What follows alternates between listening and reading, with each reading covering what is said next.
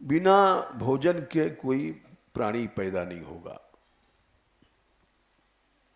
अन्नात् भवन्ति भूतानि। अन्न की परिभाषा है अद्यते इति अन्नम, जो खाया जाता है। अध धातु से अक्ता प्रत्यय करके और ता को ना करके और दा को भी ना करके अन्न बनता है। अन्न से जितने भी संसार के प्राणी हैं, कीड़े मकोड़े पशु पक्षी मनुष्य, अन्न से होते हैं। अन्न नहीं होगा तो कुछ भी नहीं होगा, प्राणी पैदा ही नहीं होगा। बोले अन्न कैसे होता है? पर्जन्य बादल। देखो बरसात में कितने कीड़े वर्षा में पैदा होते हैं, वो भी अन्न है। तो वर्षा से अन्न होता है, सब तरह का अन्न होता है। कीड़े मकोड़े नाज वगैरह जो भी अन्न है खाया जाता है वो वर्षा से होगा।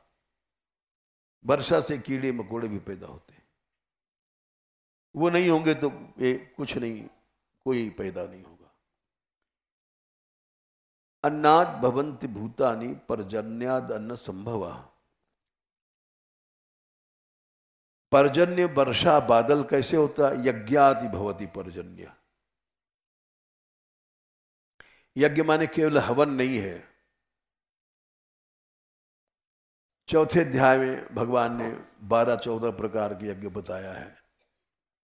ये सब यज्ञ है। दान करना यज्ञ है, तप करना यज्ञ है, संयम करना यज्ञ है, हवन करना यज्ञ है, ब्रह्म ज्ञान यज्ञ है, दैवम भक्ति भी यज्ञ है। ये चौथे अध्याय में भगवान ने 23 से 30 श्लोक के बीच में भक्ति यज्ञ है, ज्ञान यज्ञ है, स्वाध्याय यज्ञ है, तप यज्ञ है, दान करना यज्ञ है। सब यज्ञ नहीं हो तो बादल पैदा नहीं होगा। केवल हवन करना यज्ञ नहीं है। संसार में बादल पैदा हो रहे हैं यज्ञ से। अगर कोई कहे साहब मुसलमान लोग हवन कहाँ करते हैं, ईसाई कहाँ करते हैं, नहीं, सब यज्ञ करते हैं। यज्ञ के बिना वहां एक बूंद पानी नहीं बरसा होगा। वहां भी दान पुण्य चलता है, खैरात बढ़ती है, ये सब यज्ञ है। यज्ञ के बिना बादल नहीं पैदा होगा। अब यज्ञ क्या है? अन्नाद भवन्ति भूतानि पर्जन्याद अन्न संभव यज्ञात भवति पर यज्ञ कर्म समुद्भव। हवन करना यज्ञ नहीं है। जो भी सत्कर्म करोगे यज्ञ है। दान करोगे, चाहे स्वाध्याय करोगे, पढ़ोगे, चिंतन करोगे, सब कर्म है। तो कर्म से यज्ञ पैदा होता है। सत्कर्म से यज्ञ पैदा होगा। जितने भी शुभ कर्म हैं वो यज्ञ है। कर्म कैसे पैदा हुआ? कर्म ब्रह्मोद्भवम, वेद से। बोले सब जितने यज्ञ हैं वेद से पैदा हुए। जैसे दान भी है। ईसाई लोग 10% अपनी तनख्वाह के निकाल के देते हैं, जरूरी है। खैरात मुसलमान भी बांटता है। ये सब दान वेद में निकला है। श्रद्धया देयम अश्रद्धया देयम, ये सब वेद मंत्र है। जितने शुभ कर्म हैं वो वेद से निकले हैं। सारे संसार में सबसे प्राचीन ग्रंथ है वेद। न बाइबल, न कुरान, न कुछ। एक एक अक्षर सही है, ऐतिहासिक दृष्टि से भी सही है। अन्नाद भवन्ति भूतानि पर्जन्याद अन्न संभव यज्ञाद भवति पर्जन्य यज्ञ कर्म संभव कर्म ब्रह्मोद्भवम विद्धि, वेद से। वेद कहां से आया? ब्रह्माक्षर समुद्भवम, अक्षर भगवान ब्रह्म से, ब्रह्म माने वेद। कर्म ब्रह्मोद्भवम माने ब्रह्म माने वेद। वेद से जिन शुभ कर्मों का वर्णन किया गया है, और वेद कैसे? अक्षर ब्रह्म से। इसलिए सर्वगतम सारा संसार जो ब्रह्म रूप है दिखाई पड़ रहा है, ये यज्ञ में प्रतिष्ठित है, यज्ञ से ही चल रहा है।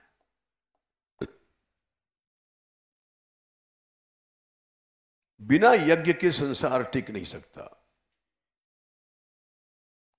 चाहे वो कोई भी देश है, कोई भी राष्ट्र है, यज्ञ किसी न किसी रूप में वहां होता है।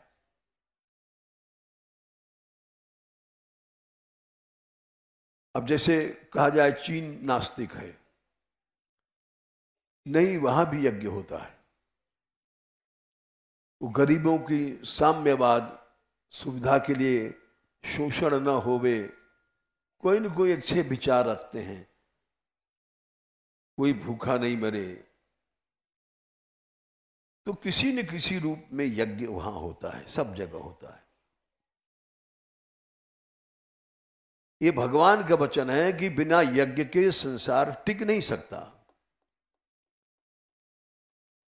तस्मात् सर्वगतम ब्रह्म नित्यम यज्ञे प्रतिष्ठितम। तो इसलिए ये जो यज्ञ है हमारा,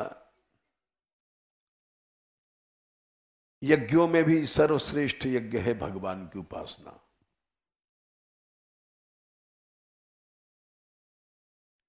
सबसे श्रेष्ठ,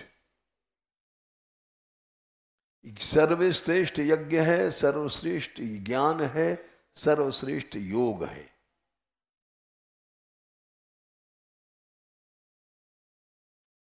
भगवान की उपासना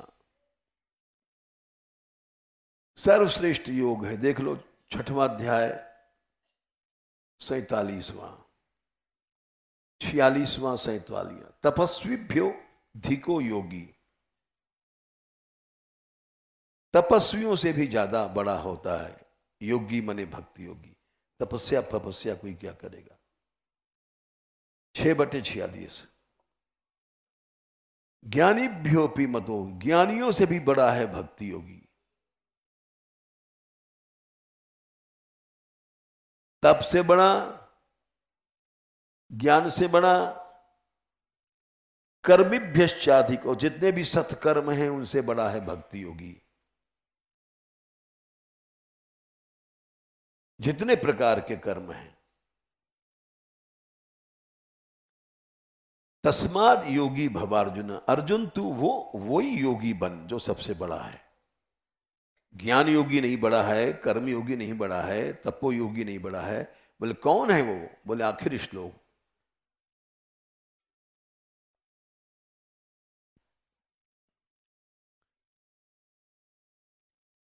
है क्या क्या? हाँ जो बता रहे हैं, सब आ गया, ज्ञान आ गया, कर्म आ गया, कर्म में सब कर्म आ गए, जितनी तपस्याएं आ गई। पहले इतना समझ लो, अब आखिरी श्लोक में जाओ। सर्वेशाम इस लिखा है, अगर कोई और बचत निकाले और भी मार्ग होता है। योगिनाम अपि सर्वेशाम, एक एक अक्षर समझो। सभी योगियों ने जो मेरे में मन लगा करके मदगतेन अंतरात्मना,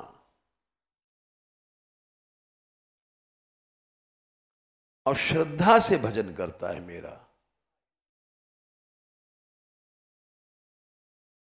वो सबसे बड़ा है और सबसे बड़ा यज्ञ है, सबसे बड़ा योग है। इस बात को हर आदमी नहीं समझ सकता, न ज्ञानी समझ सकता है, न कर्मी समझ सकता है, फिर ईसाई मुसलमान तो बेचारे क्या समझेंगे। केवल जो भगवान में श्रद्धा है, इसकी भगवान सगुण साकार है, सब कुछ बनता है, सब उसके रूप है, चाहे जैसा रूप बनावे।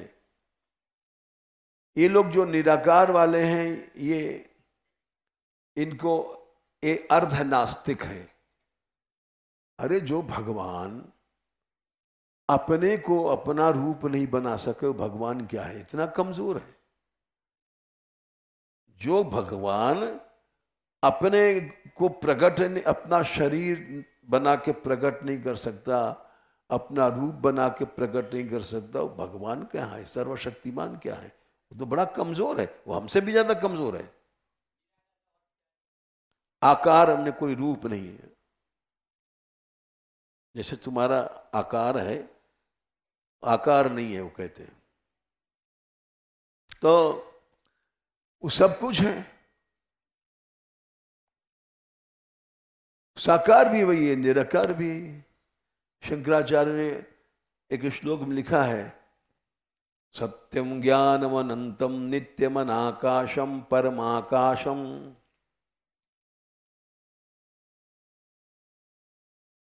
और आकाश भी की तरह अरूप भी है, परमाकाश भी है, सब कुछ है।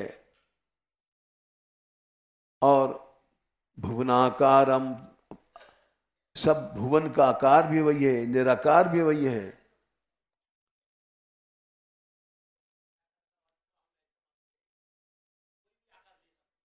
तो इसलिए वो सब कुछ है, आकार भी, निराकार भी, साकार भी, सब कुछ है। ये नहीं है, ये परमेश्वर को किसी सीमा में बांधा नहीं जा सकता। परमेश्वर को किसी सीमा में जो बांधता है, वो भगवान को नहीं समझा। भगवान को हम सीमा में नहीं बांध सकते कि नहीं साहब तुम साकार नहीं बन सकते हो, तुम रूप नहीं बना सकते हो। वो मूर्ख है।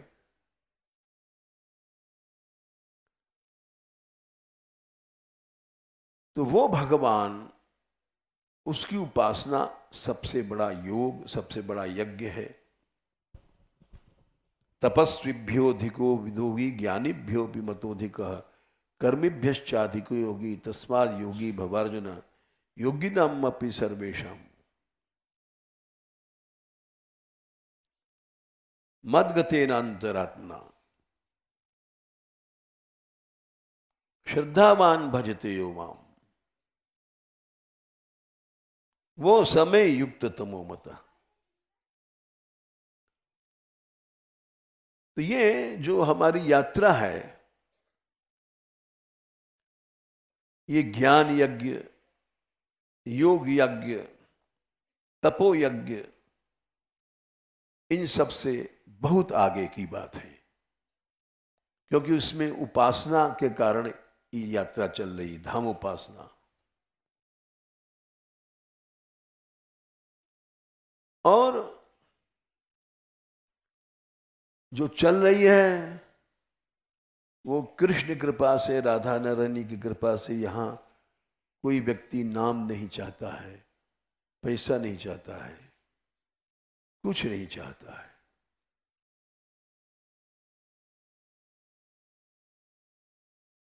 इसीलिए ये उनकी कृपा से पूर्ण सात्विक है। और इससे सारे संसार का कल्याण होता है। विश्व महायज्ञ हो रहा है, इस बात को हर व्यक्ति नहीं समझ सकता, क्योंकि कोई बोर्ड नहीं है विश्व महायज्ञ का। यहाँ कोई वो नहीं है, एडवर्टाइजमेंट नहीं है कि इसको लिखा जाए विश्व कल्याण यज्ञ, फलाना यज्ञ। लेकिन वो होता है, जो सच में सात्विक यज्ञ हैं उनसे अपने आप विश्व का कल्याण होता है। बोर्ड वोर्ड से कल्याण नहीं होता।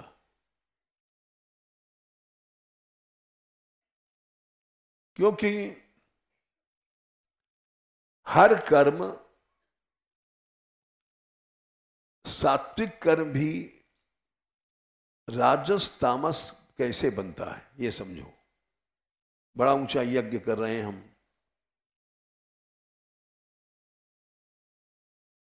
और वो थोड़ी देर में जरा सी भूल से राजस हो गया, तामस हो गया।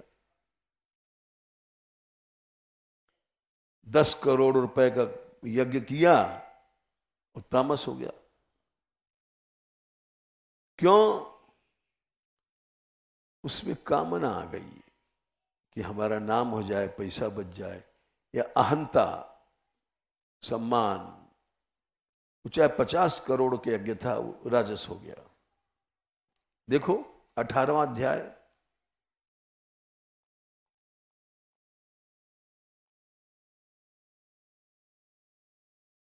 24वां श्लोक। यत्तु कामेव सुना कर्म, काम इच्छा साहंकार, अहंकार के साथ किया गया, वो राजस हो गया।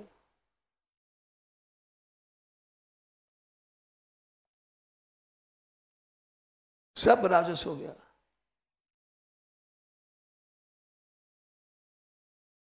थोड़ी सी भूल थी,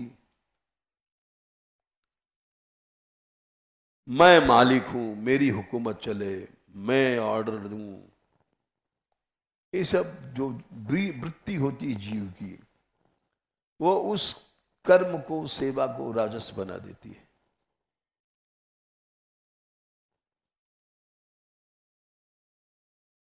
और दिखाई पड़ता है हम लोगों में। हम ये नहीं कहते कि हम सात्विक हैं। हमको भी हमारी बात कोई काट देता है तो दुख लगता है, गुस्सा आता है, ये हमारी कमी है।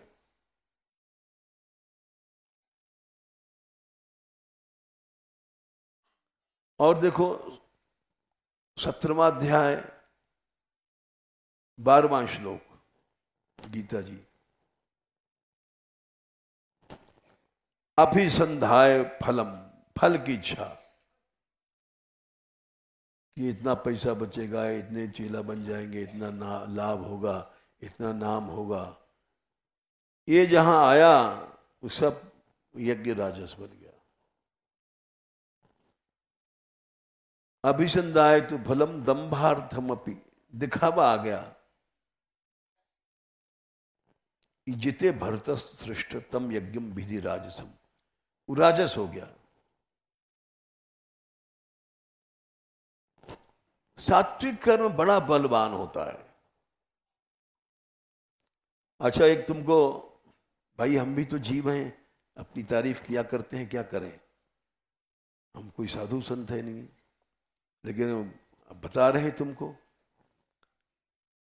वृंदावन में कुंभ मेला में मानगढ़ का तंबू लगा था, और सैकड़ों लगे थे, एक दो नहीं, हमसे बड़े बड़े थे। लेकिन हमारे में कोई गुण नहीं था, लेकिन हमारे पास जो भक्त लोग गए थे, नृत्य कीर्तन वीर्तन होता था। तो जब हम पहुंचे वृंदावन, तो उसी दिन महंत लोग आए बड़े बड़े, बोले कल स्नान है, शाही स्नान साधुओं का, उसमें आप आइएगा। हमने कहा आएंगे, लेकिन बोले कोई लड़की नहीं आनी चाहिए, आपके यहां लड़कियां बहुत हैं। हमने कहा नहीं आएगी, इसमें क्या है। बोले आप आइएगा जरूर। हमने कहा हम आइएगा, हम अकेले आ जाएंगे। फिर वो, हमने कहा अब हमारा सत्संग का समय हो रहा है, हम चलें। तो वो भी 10-20 मिनट बैठ गए, देखने लग गए, नृत्य वित्त जैसा होता है। उसके बाद सब बोले ऐसा है महाराज, पहले तो कह गए थे कि स्त्रियां नहीं आती हैं शाही स्नान में, ये साधुओं का स्नान है, कोई स्त्री नहीं आनी चाहिए। फिर जो थोड़ी देर में लीला भगवान की श्री जी खोलने वाली हैं ताला कुंजी, वो दोबारा बोले ऐसा है कि सब कन्याओं को आप लाइएगा। अरे हमने कहा क्या, ऐसा क्यों करते हो, आपका नियम टूटता है कि आप कह रहे कि ये नहीं आनी चाहिए स्त्रियां, ये तो गड़बड़ है स्त्रियों का। तो नहीं आप जरूर लाइएगा। हमने कहा ले आएंगे, देख लो तुम्हारी बदनामी होगी। बोले नहीं है, हम लोग प्रबंधक हैं। फिर सब दूसरे दिन सब स्नान में गई, तो जितने भी चैनल, टीवी, प्रेस रिपोर्टर सब भौरे की तरह हमारे ही उसमें मानगढ़ के उसमें मंडराते रहे। और आखिर में कुछ लोगों को बुरा भी लगा, बोले 1 महीने तक मान मंदिर ही छाया रहा अखबारों में, ये क्यों? जबकि सब लोग अपना अपना नाम चाहते थे, अपना अपना ले जाते थे। तो सात्विक कर्म इतना बलवान होता है कि बिना चाहे सब काम होता रहता है। हमारे यहां वहां जो कैंप में लगा था वो किसी को रोक नहीं था, सारी यात्रा का अधिक दूसरे तंबू के लोग भी वही भोजन करते थे। हमारे यहाँ के साधुओं ने बड़ा परिश्रम किया। ये हम तो भाई कुछ नहीं करते, हम बैठे रहते हैं, लेकिन इन लोगों ने इतना परिश्रम किया। अरे हजार हजार आदमी आ रहा है, उसको परोस रहे हैं, खिला रहे हैं, इनकी कमर टूट गई, इतना मेहनत किया।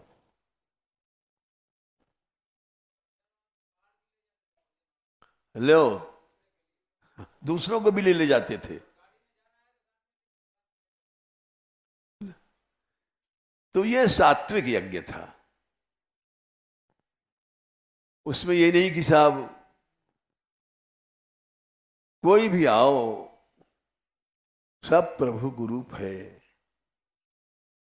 और ये इसलिए हमने कहा इसको तो लोग समझेंगे, तारीफ तो समझ लो। अब जैसे ये लोग गए नहीं, पैसा दिला नहीं आया जो कथाओं का था, लेकिन यात्रा चल रही है और पहले से ज्यादा चल रही है। इस बार पहले से लोग 15 दिन पहले से आ गए।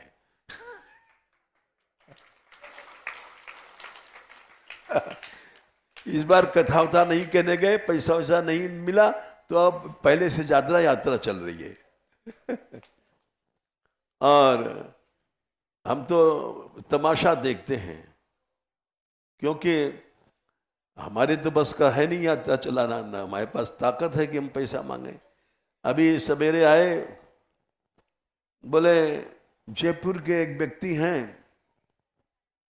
उन्होंने कहा कि 1 दिन का यात्रा का तो हमको भोजन का मौका दिया जाए। ये बता रहे सवेरे।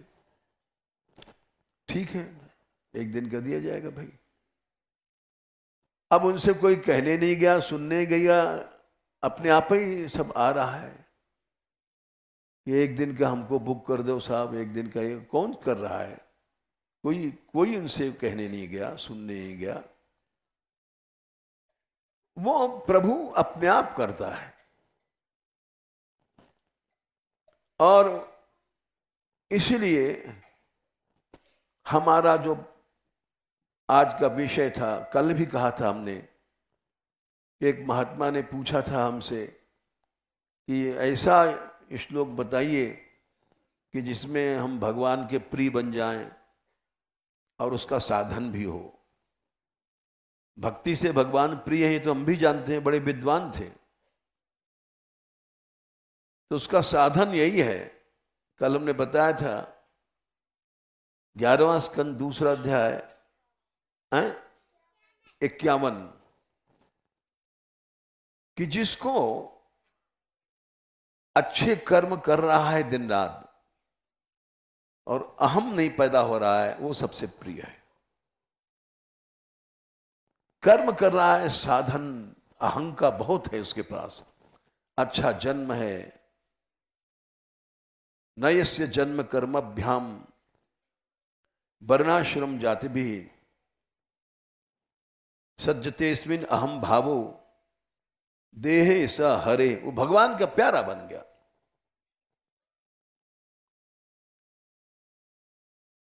अनेक सत्कर्म कर रहा है लेकिन उसके अंदर अहम पैदा नहीं हो रहा है।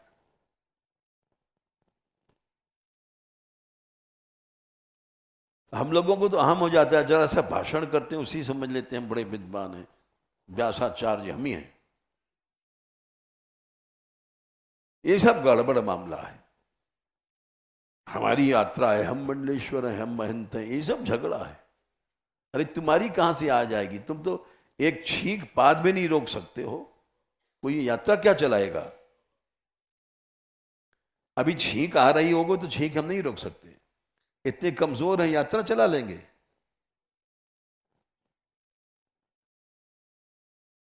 तो अनेक कर्म करता है, अच्छे जन्म है, अच्छा ब्राह्मण है, आचार्य है, लेकिन उसके अंदर अहम पैदा नहीं हो रहा है, बस वो भगवान का प्यारा बन गया।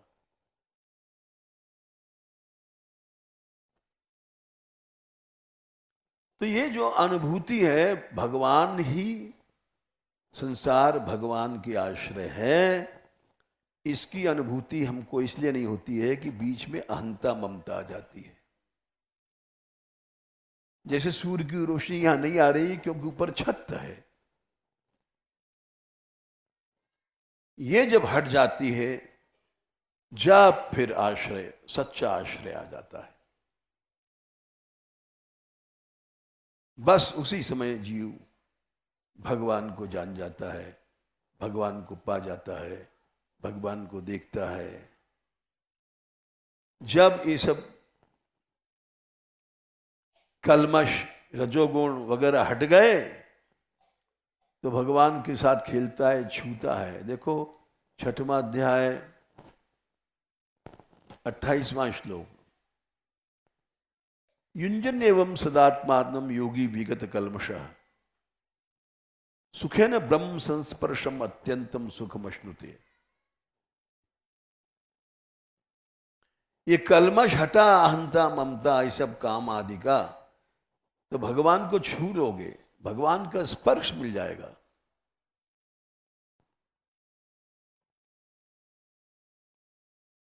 अत्यंत सुख मिलेगा तुमको।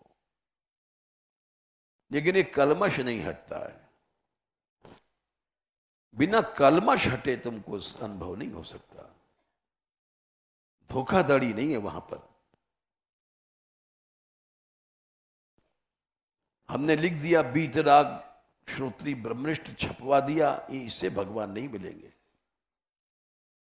इससे तो और दूर चले जाएंगे। छपाओ, बोले इससे दूर चले गए, छिपाओ। हम लोग छपाते हैं और भक्त लोग छिपाते हैं।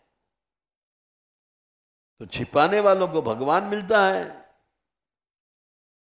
छपाने वाले को टांट पे लीतड़ा जमराज का डंडा पड़ता है। सूरदास जी ने कहा है, जम के फंद पर्यो नाय जबलो। अरे जमराज का डंडा पड़ने वाला है, समझ लो, उसके पहले ही भगवान के शरण आ जाओ। जम के फंद पर्यो नाय जबलो, चरण किन लपटात। पकड़ने चरण मरने के पहले, नहीं जमराज के यहां डंडा खाएगा।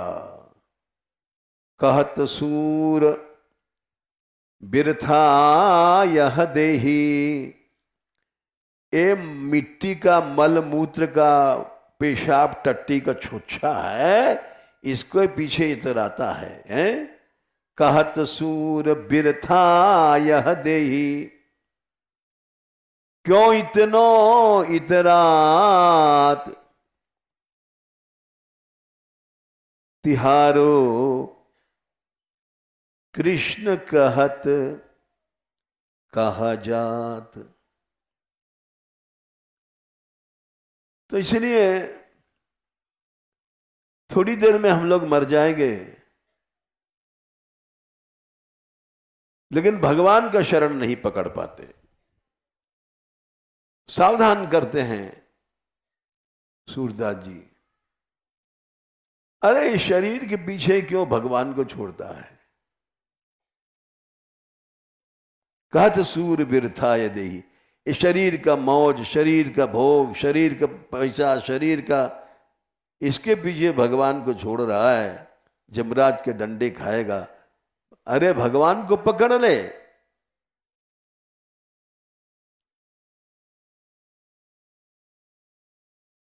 जम के फंद पर्यो नाए जबलों चरणन, क्यों नहीं लप पकड़ता था। आखिर में जमराज के डंडे पड़ेंगे। अभी लड़ुआ पूड़ी खा ले,